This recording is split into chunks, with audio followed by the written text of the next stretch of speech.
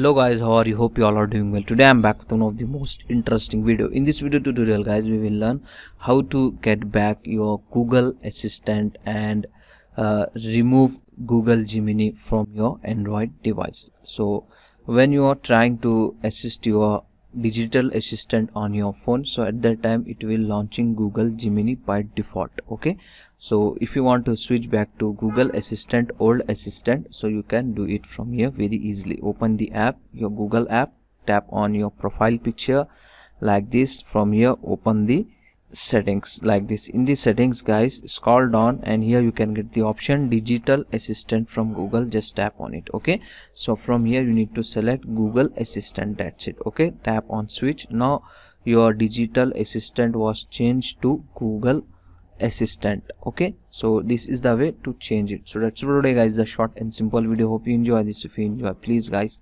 like, share and subscribe to our channel. Thank you very much.